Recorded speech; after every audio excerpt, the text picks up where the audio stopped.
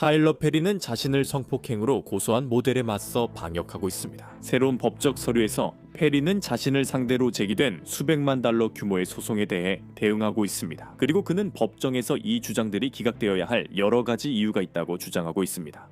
로앤크라임이 제공하는 사이드배에 오신 것을 환영합니다. 저는 제시 웨버입니다.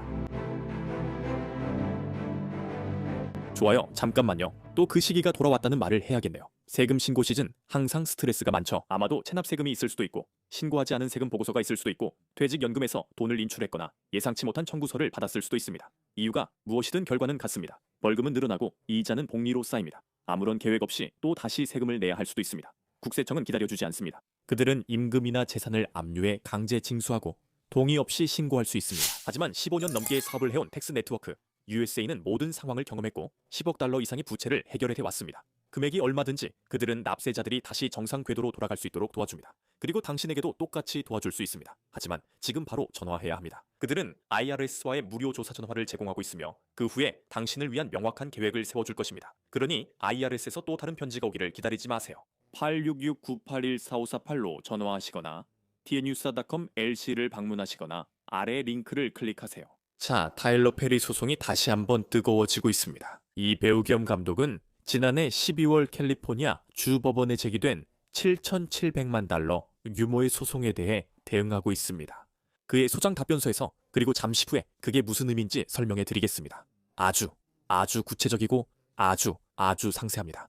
그가 어떤 주장을 하고 있는지 말씀드릴게요. 알겠죠? 하지만 먼저 상황부터 설명해야겠습니다. 마리오 로드리게스라는 모델 겸 배우가 있는데 그는 2016년 타일러 페리의 영화 마디아 할로윈에서 작은 역할을 맡았던 것으로 보입니다. 타일러 페리를 상대로 성폭행, 성적 학대, 정신적 고통 유발, 부주의한 고용 유지 등으로 소송을 제기했습니다. 이 소송은 타일러 페리만을 지목한 것은 아닙니다. 이 소송은 그의 제작사와 라이온스게이트도 대상으로 하고 있습니다. 라이온스게이트는 그의 영화를 배급하는 스튜디오입니다. 그리고 기본적으로 그들이 그의 부적절한 행동을 알고도 방조했다고 비난하고 있습니다. 그렇다면 주요 혐의는 무엇일까요? 로드리게스는 페리가 할리우드 경력과 배역을 약속하며 자신을 길들이고 성적 접근을 시도하고 신체 접촉을 하고 성적으로 학대했다고 주장합니다.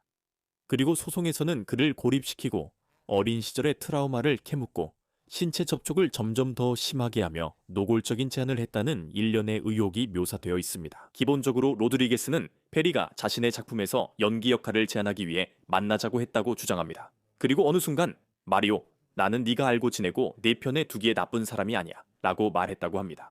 하지만 실제로 로드리게스는 이것이 모두 속임수였다고 주장합니다. 그에 따르면 페리가 진짜로 원했던 것은 그를 성적으로 학대하는 것이었다고 합니다. 그는 개인적인 관심과 끌림에 대해 이야기했으며 이런 일들이 주로 페리의 집을 방문했을 때 일어났다고 강조합니다. 영화 감독은 그에게 개인적인 질문을 했고 실제로 있었던 일이라고 주장합니다. 페리 씨는 너는 트라우마가 많구나, 믿거나 말거나 우리에게 공통점이 많아 라고 말했다고 합니다. 페리 씨는 로드리게스 씨에게 일어서라고 한 뒤 이리 와 내가 안아줄게 라고 말했습니다. 페리 씨는 로드리게스 씨를 안으며 내 잘못이 아니야 라고 했습니다. 그 순간 로드리게스 씨는 페리 씨가 1997 연명작 영화 굿 윌 헌팅에서 맷 데이먼과 로빈 윌리엄스가 나눈 유명한 장면을 재현하려는 것 같다는 생각을 지울 수 없었습니다. 이제 로드리게스 씨는 페리 씨와의 만남이 신체적으로 침해적이었다고 주장합니다. 페리 씨가 어깨를 문지르거나 가슴을 문지르며 말을 하거나 암시적인 발언을 하거나 심지어 허벅지 안쪽을 문질렀다는 주장도 제기되었습니다. 로드리게스 씨에 따르면 그가 불편해하자 페리 씨는 편하게 계세요. 저는 알고 지내면 좋은 사람이고 당신 편이에요. 라고 계속 말했다고 합니다. 그냥 편하게 있고 그렇게 긴장하지 말아요. 정말 당신이 오기만 하면 내가 평생 당신을 돌봐줄 테니 아무 걱정도 할 필요 없어요. 그리고 난 당신이 결국 내 말에 동의하게 될 거라는 걸 알아요. 또한 그는 페리 씨가 로드리게스 씨의 경제 상황을 조정하려 했으며 나한테 순응하면 내가 당신을 돌봐줄게요. 더는 걱정할 필요 없어요. 라고 말했다고 주장했습니다. 페리 씨는 자신도 어렸을 때 성적으로 학대를 당했다고 직접 말했다고 전해지며 이를 이용해 로드리게스 씨를 조종하거나 길들이려 했다고 합니다. 고 소장은 페리 씨가 트라우마를 신뢰 형성에 이용한 뒤 더 적극적으로 다가갔다고 주장합니다. 그리고 이때 로드리게스 씨는 페리 씨가 자신의 사타구니 근처 다리를 잡는 등 성추행을 했으며 괜찮다고 말했다고 주장하고 있습니다. 로드리게스 씨가 계속 거부하자 배역 제한이 끊겼다고 주장합니다. 소송장에는 로드리게스 씨가 페리 씨의 성적 접근과 성추행을 거부해 페리 씨가 여러 차례 배역 관련 대화를 했음에도 마다의 할로윈 이사에 캐스팅하지 않았다고 명시되어 있습니다. 로드리게스 씨는 2018년 11월 페리 씨 집에서 또 다른 주요 사건이 발생했다고 주장합니다.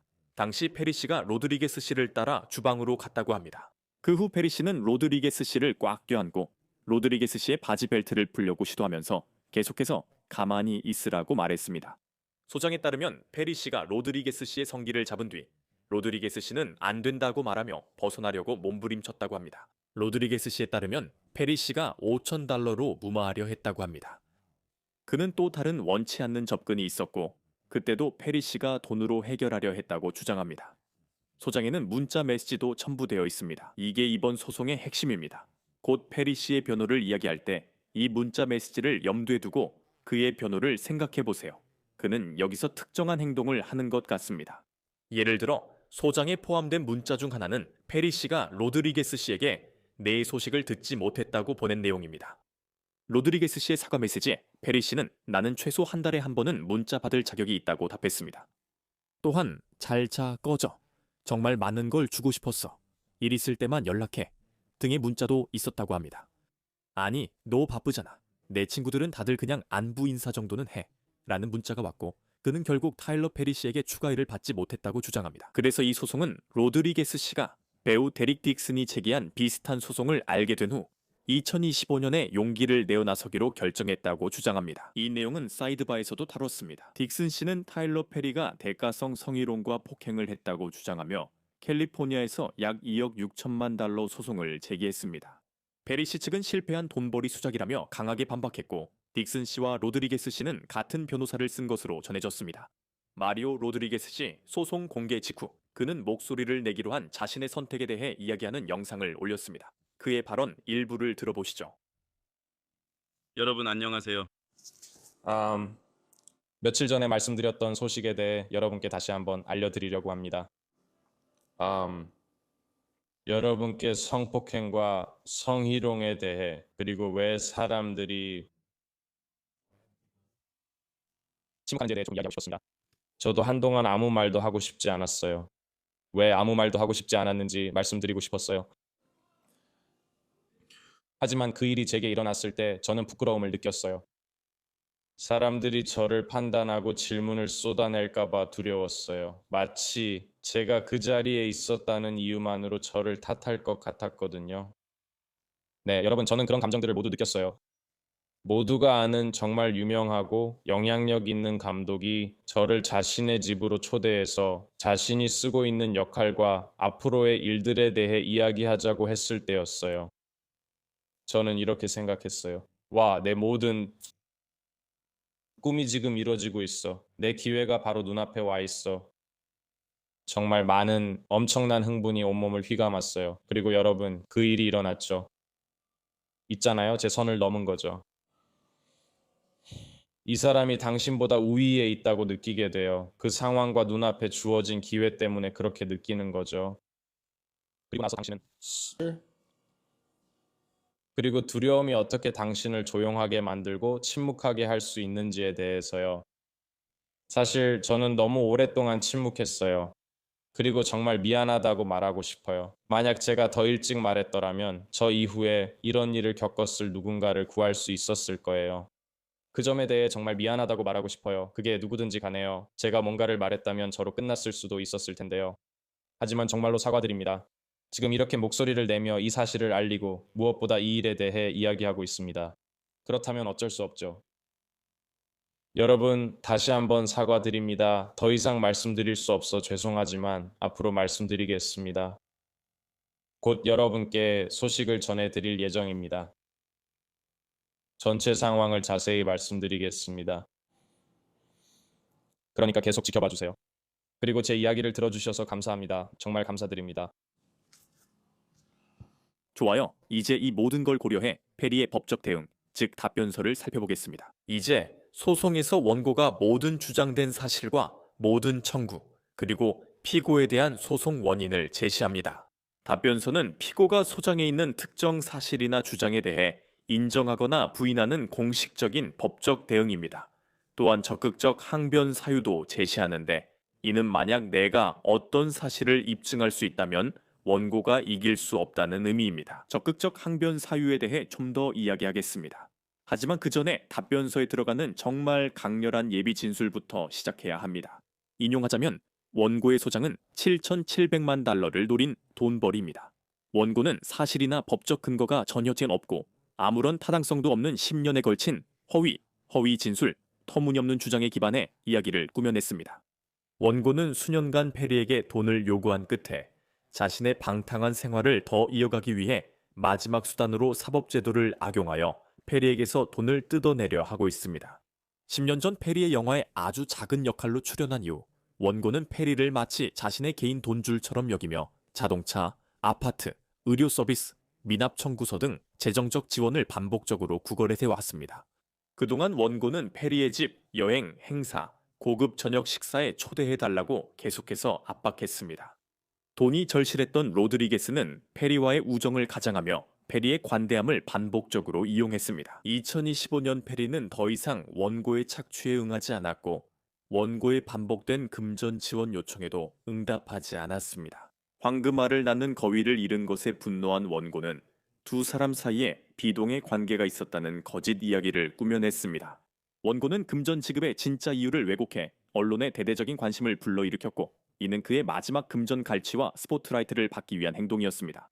이 허위 고소가 수백만 달러를 사취하려는 그의 의도를 보여주는 증거로 원고는 피고 페리나 원고와 고용 관계 감시 없고 그가 주장하는 위법 행위에 대해 아무런 지식도 없는 라이언스게이트라는 허위로 추가된 피고를 상대로 소송을 제기했으며 이는 오로지 완전한 다양성 요건을 무력화하기 위한 목적이었습니다.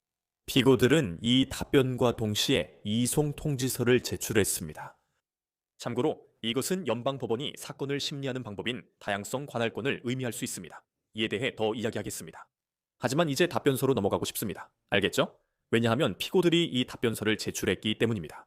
이제 페리는 원고의 허위 진술과 사실 왜곡을 강력히 부인하며 아래 소장에서 제기된 근거 없는 주장들에 대해 포괄적 부인과 적극적 항변을 제시합니다. 그러니까 소장에 있는 주장들과는 완전히 다른 이야기가 되는 거죠. 맞죠? 제가 가장 먼저 궁금했던 건 타일러 페리에게 다른 메시지나 소통 기록 혹은 증인이 있는지였습니다.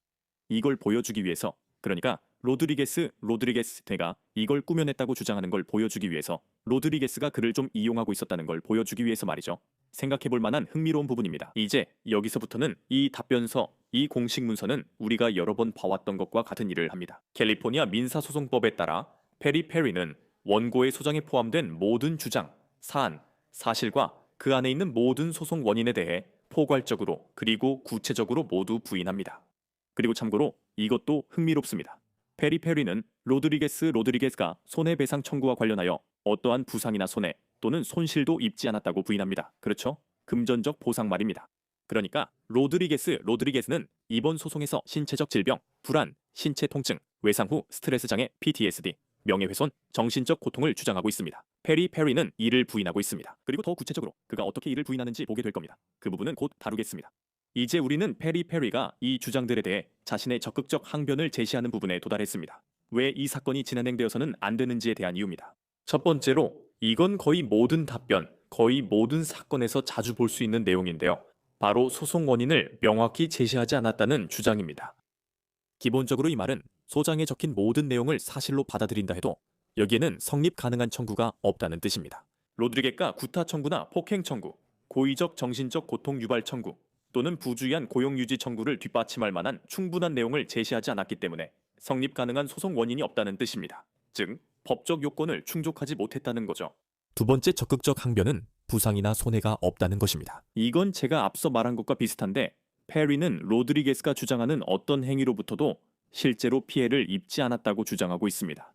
그 행위들이 타일러 페리와 관련이 있든 없든 타일러 페리는 여기서 책임이 없다는 거죠. 이건 흥미로운 법적 관점입니다. 이런 주장은 인과관계 분석에서 종종 보이며 이에 대해 더 이야기하겠습니다. 예를 들어 설명하자면 증거가 원고가 PTSD를 겪고 있다는 사실을 입증한다고 할 수 있습니다. 하지만 반대 주장은 당신이 원인이 아니며 그 원인은 XYZ 등 다른 것일 수 있다고 합니다. 또한 그들이 당신이 원인임을 입증하지 못했으니 이 점을 유의하세요. 세 번째 적극적 항변은 변호사 비용입니다. 이번에는 조금 다릅니다. 페리 씨는 다시 한번 소송 제기가 터무니없다고 주장하고 있습니다. 그는 변호사를 선임해 소송에 대응하는 비용을 지불해야 하며 그 비용을 보상받아야 한다고 주장합니다. 이런 주장은 흔히 볼 수 있는 것이고 많은 소송에서 볼 수 있지만 개인적으로는 이런 주장이 그 범주의 적극적 항변으로 명확히 제시되는 경우는 보지 못했습니다. 보통 적극적 항변은 청구 원인 불충분이나 시효 만료와 같이 제기됩니다. 다시 말해 모든 사실이 사실이라고 가정하더라도 말이죠. 이 사건은 법적으로 진행될 수 없습니다. 소송 자격이 없다는 뜻입니다. 하지만 봐요.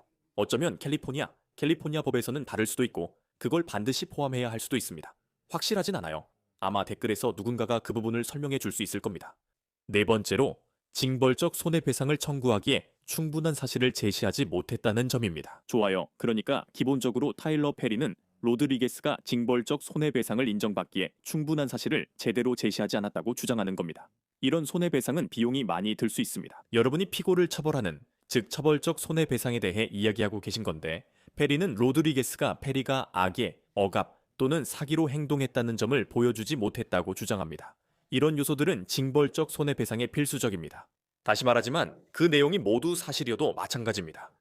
이제 저는 만약 법원이 이 문제를 받아들이고 타일러 페리의 주장에 동의한다면 판사가 로드리게스가 소장을 수정하는 것을 허락할지 궁금합니다. 하지만 그건 두고 봐야겠죠. 다섯 번째 적극적 항변은 동의입니다. 이 부분이 정말 흥미롭습니다. 인용하자면 피고는 소장에 명시된 접촉에 대한 주장을 부인하면서도 소장과 그 안에 제기된 각 청구 원인은 전부 또는 일부에 있어서 원고가 페리의 모든 접촉에 동의했기 때문에 배제된다고 주장합니다. 일종의 모든 가능성을 대비하는 거죠. 제가 이 사건을 처음 다룰 때 궁금했던 부분이에요. 문자 메시지들을 보면 AI 시대라서 모든 것이 복제나 조작될 수 있다는 걸 압니다. 여기에는 그런 종류의 주장은 보이지 않아요. 그걸 입증하는 건 좀 어려울 것 같다고 생각합니다. 하지만 보통 내가 그 메시지를 보내지 않았거나 가짜라고 말하긴 매우 어렵죠. 그렇다면 이 메시지들을 어떻게 설명하시겠습니까? 페리의 로드리게스에 대한 관심이나 명백한 관계를 부인하는 것이 어렵겠습니까? 다시 말하지만 이건 주장일 뿐입니다. 페리는 여기서 자신의 권리를 유보하고 있습니다. 그는 네, 제가 뭔가를 인정합니다라거나 네, 제가 연락을 했습니다 라고 말하지 않습니다. 그는 그렇게 말하지 않습니다. 여기서 원고인 로드리게스가 그것을 증명하도록 하십시오. 입증 책임은 그에게 있습니다. 하지만 흥미로운 점은 그가 일종의 안전장치를 마련하고 있다는 것입니다. 그는 그래, 어떤 식으로든 개인적인 접촉이 있었지만 모두 합의된 것이었다 라고 말해야 할까요? 즉, 나는 그를 집에 초대한 적이 없다, 만진 적이 없다, 모두 거짓말이다 라고 완전히 부정하지 않고 네, 그가 집에 온 적 있다고 인정할 수도 있나요? 네, 제가 그를 만지긴 했지만 그는 모든 것에 동의했습니다. 모두 합의된 일이었습니다. 생각해볼 만하네요. 여섯 번째 적극적 항변, 손해 경감 의무 위반입니다. 소송에서 또 다른 흔한 방어 논리죠. 그러니까 기본적으로 법에 따르면 때때로 원고, 즉 소송을 제기하는 사람은 특정한 피해를 피할 의무가 있습니다. 상황을 더 악화시키고 더 많은 돈을 받을 거라고 기대하지 마세요. 더 많은 손해배상을 받을 거라고 생각하지 마세요. 자신의 피해를 줄일 의무가 있습니다. 손해 완화 의무가 있습니다. 법대에서 배운 대표적 예로 재산 분쟁에서 자주 나타납니다. 세입자가 불법적으로 임대 계약을 파기하면 집주인이 세입자를 상대로 소송을 제기하더라도 집주인에게는 대체 세입자를 찾으려는 법적 의무가 여전히 있습니다. 일부러 그 아파트를 비워두고 봐라, 나는 매일매일 이렇게 많은 돈을 잃고 있다고 주장할 수는 없습니다. 아니요, 손해를 완화하고 제한하려는 의무가 있습니다. 즉, 페리 씨는 로드리게스가 그렇게 안 했다고 말하는 겁니다. 일곱 번째 적극적 항변, 근접한 대체 원인입니다. 이 부분에 대해서는 전에 말씀드렸습니다. 이 내용은 다음과 같습니다. 원고가 입었을 수 있는 모든 부상이나 손해는 페리 씨의 어떤 행위나 부작위로 인해 직접적으로 발생한 것이 아니라는 것입니다. 이제 근접한 인과관계, 즉 근접 원인이란 실제로 해를 끼치는 어떤 행동을 하는 것을 의미합니다. 당신이 한 행동이 이런 해를 초래할 수 있다는 것이 예측 가능했고 당신의 행동이 그 해가 발생하는 데 중요한 역할을 했다는 뜻입니다. 여덟 번째 적극적 항변, 실효의 원칙입니다. 법률 용어인데 로드리게스가 유효한 청구권을 가진 상황을 가정해 봅시다. 문제는 실효의 원칙에 따르면 그가 이 소송을 제기하기 전에 부당하게 오랜 시간을 기다렸다는 점입니다. 그리고 그것은 타일러 페리가 방어하기 공정하지 않습니다. 그러니까 이 청구들이 시효가 지나서 제기할 수 없다는 것이 아니라 너무 오래돼서 제기할 수 없다는 것도 아닙니다. 소송을 제기하는데 지연이 있었다는 것이 문제인데 그로 인해 이제 피고에게 어떤 면에서 불공정하게 되었다는 것입니다. 그리고 만약 법원이 이것을 받아들인다면 로드리게스는 왜 하필 지금 이 시점에 이 청구를 제기했는지 설명해야 할 것 같습니다. 그리고 보세요. 아까도 언급했지만 아마 딕슨 소송이 있었고 그때 로드리게스가 나서기에 편안함을 느꼈을 수도 있습니다. 생각해볼 만한 부분입니다. 아홉 번째 적극적 항변입니다. 행동이 터무니없지 않다. 그러니까 피고 페리의 주장된 행동이 모든 도덕적 한계를 넘을 정도로 극단적이거나 터무니없다는 기준을 충족하지 않는다는 것입니다. 이게 무슨 뜻일까요? 이것은 의도적 정신적 고통 유발 청구 관련인 것 같습니다. 기본적으로 주장된 행동이 그 정도로 극단적인 수준에 이르지 않았기 때문에 그 청구를 정당화할 수 없다는 것입니다. 왜냐하면 그 특정 소송 사유, 즉 의도적인 정신적 고통 유발은 범위가 넓을 수 있기 때문입니다. 네, 많은 행동을 포함할 수 있지만 꽤 높은 기준을 충족해야 합니다. 정말 나쁜 행동에 대해 이야기하는 것입니다. 열 번째, 적극적 항변, 정신적 고통 없음. 좋아요. 원고는 페리의 행동이 정신적 고통을 야기했다는 것을 입증할 수 없습니다. 그의 괴롭힘 등 부정행위 주장이 거짓이고 조작됐기 때문입니다. 여기서는 꽤 자명하죠. 의도적인 정신적 고통 유발 청구에 해당합니다. 11번째, 적극적 항변, 의도입니다. 좋아요. 소장과 그 안에 제기된 모든 청구 원인은 페리가 요구되는 정도의 의도나 과실로 행동하지 않았기 때문에 배제됩니다. 이 부분은 청구의 요소와 관련 있으며 의도적인 정신적 고통 유발에 관한 것입니다. 만약 페리가 로드리게스에게 정신적 고통을 야기했다면 고의나 의도적으로 한 것이 아닙니다. 또한 성폭행이나 폭행과 같이 특정한 의도 요소가 요구되는 다른 청구에도 해당됩니다. 맞죠? 소장에는 이렇게 적혀 있습니다. 피고들은 여기서 주장된 행위들을 원고를 해치려는 잘못된 의도와 부적절하고 악의적인 동기로 악의적으로 그리고 사기로 저질렀으며 이는 악의의 수준에 이르고 원고의 권리를 의식적으로 무시한 것입니다. 이것은 징벌적 손해배상도 뒷받침해줍니다. 12번째 항변, 권리 포기입니다. 그래서 페리는 로드리게스가 이곳에서 자발적으로 권리나 특권을 포기했기 때문에 청구가 금지된다고 주장하고 있습니다. 이게 여기서 어떻게 적용되는지는 저도 잘 모르겠지만 아마 소송 제기를 기다린 것과 관련이 있을 수 있겠네요. 이런 건 보통 계약 분쟁에서 많이 보죠. 그렇죠? 거기엔 권리 포기와 위험 인수가 포함되어 있습니다. 13번째, 적극적 항변, 부정한 행위입니다. 페리는 로드리게가 결백하지 않으므로 그의 청구가 기각되어야 한다고 주장합니다. 예를 들어 로드리게스가 나쁜 행위자라면 페리가 돈을 지불할 필요가 없다는 겁니다. 악의에 관해서는 페리가 예비 진술에서 그런 주장을 했던 걸 들으셨을 겁니다. 그래서 페리가 그 부분을 강조하고 있는 것 같습니다. 14번째 적극적 항변, 주의 의무입니다. 이제 피고 페리는 원고의 소장에서 주장된 모든 행위, 행동 또는 기타 사항에 대해 항상 적절한 주의를 기울여 왔습니다. 그런데 왜 이렇게 말할까요? 제가 보기에는 페리는 기본적으로 내가 한 모든 일은 정당했다. 부주의하지도 않았고 잘못된 것도 없었다고 주장하는 것입니다. 저는 제 의무를 다했습니다. 15번째, 적극적 항변, 대체적 및 또는 개입적 인과관계. 다시 인과관계 이야기로 돌아갑니다. 여기서 다시 한번 페리는 로드리게스가 입은 모든 피해가 자신이 아닌 다른 누군가의 개입적이거나 우선적인 행위의 결과라고 주장하고 있습니다. 페리는 로드리게스에게 책임이 없습니다. 즉, 최소한 로드리게스에게 발생한 피해의 원인에 대해 공동 책임이 있다는 것이고 이것은 페리의 법적 책임을 줄여줍니다. 그는 손해배상의 일부만 부담하면 됩니다. 16번째, 적극적 항변, 비경제적 손해에 대한 분할 책임. 여기서도 매우 비슷합니다.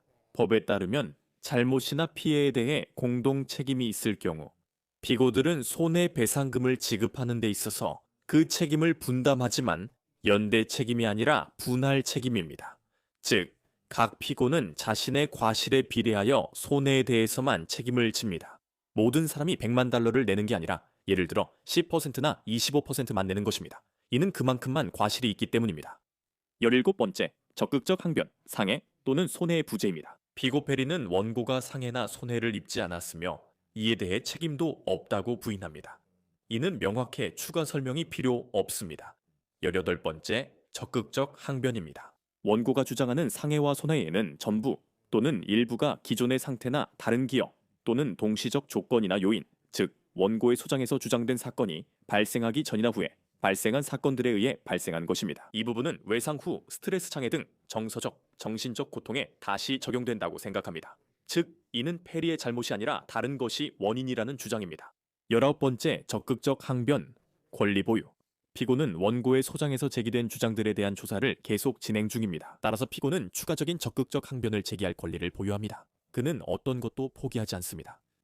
좋아요. 그래서 이것들이 적극적 항변들입니다. 이제 답변서에서 한 부분만 더 넘어가고 싶습니다. 이것은 이송의사 진술서라고 불립니다. 그래서 페리와 라이언스 게이트는 이 사건을 캘리포니아 주 법원에서 연방 법원으로 옮기려 합니다.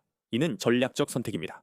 다른 관할권, 아마도 더 많은 판사들, 더 유리한 법원, 더 유리한 재판지, 더 큰 배심원단, 심지어 더 중립적인 장소일 수도 있습니다. 그리고 페리는 자신의 주 거주지가 조지아에 있기 때문에 캘리포니아가 자신에게 적합하지 않다고 말할 수도 있습니다. 하지만 그곳에서도 몇 가지 요건을 충족해야 하며 예를 들어 분쟁 금액이 $1,000를 넘어야 합니다.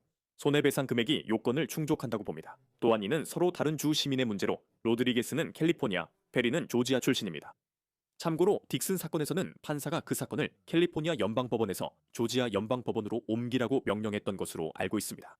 이렇게 된 상황입니다. 타일러 페리가 큰 반응을 보였고 앞으로 지켜보겠습니다. 사이드바에서 계속 이 사건을 다루겠습니다. 시청해 주셔서 감사합니다. 그리고 항상 그렇듯이 유튜브, 애플 팟캐스트, 스포티파이 등 여러분이 팟캐스트를 듣는 모든 곳에서 구독해 주세요. 참고로 NBC의 피콕에서도 저희를 확인하실 수 있습니다. 거기에도 사이드바 에피소드가 올라가 있습니다. 저를 팔로우하고 싶으시다면 X와 인스타그램을 확인해 주세요. 제 뉴스데이션 쇼, 제 C웨버 라이브는 월요일부터 금요일까지 동부 시간 기준 밤 11시에 시청하실 수 있습니다. 다음에 또 뵙겠습니다. 여러분.